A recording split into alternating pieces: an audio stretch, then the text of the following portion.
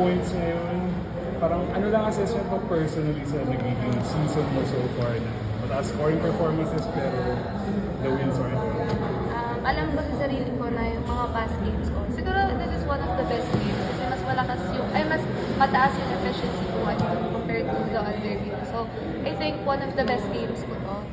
Then, kulang pa kasi alam ko sa sarili ko, yung kapasidad ko as a person, di man makita na iba. But I know myself, so alam kong may ibubukot pa mo.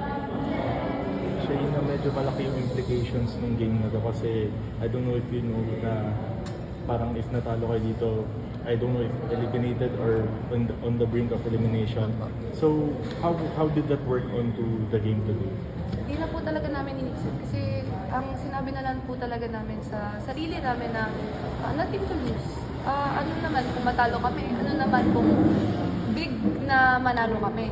Pero alam mo yun, dapat hindi na kayo matakot. Pressure is not on us dapat. Dapat sa kalaban namin. Kasi wala na kami hinahabol eh. Parang nandun na, ito na yung kapit namin sa Final Four. So marami silang hinahabol. So talagang nagko-collect sila ng wins. Kami naman, parang sinabi namin sa sarili namin na experience to and much better kasi birthday ni Coach. So happy birthday. Battling NU for the second time this season, is it still daunting to face them knowing na very kumpleto sila and defending champions sila? Siyempre po,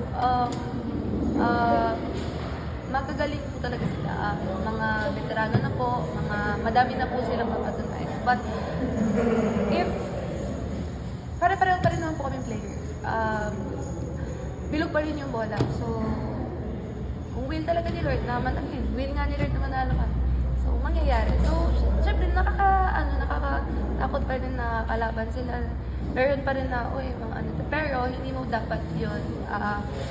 Wag mong pakain sa utak mo na yun, natalo agad kasi defending champion yung kalaban mo. So, yun.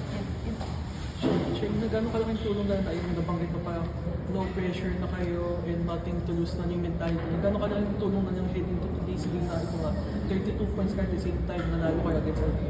Sobrang laki po. Kasi ngayon parang kami naglalaro lang sa ODL na parang ay na lang, maglaro na lang. Wala namang mawawala eh. So, palo lang ng palo, depensa lang ng depensa, block lang ng block, serve lang ng serve. Parang wala na talagang takot na ano. So, sabi nga, good result kasi hindi kami natakot and hindi kami pressured to win. So, kung kailan pa kami hindi pressured to win, doon pa kami nanalo. So, we're gonna keep it up.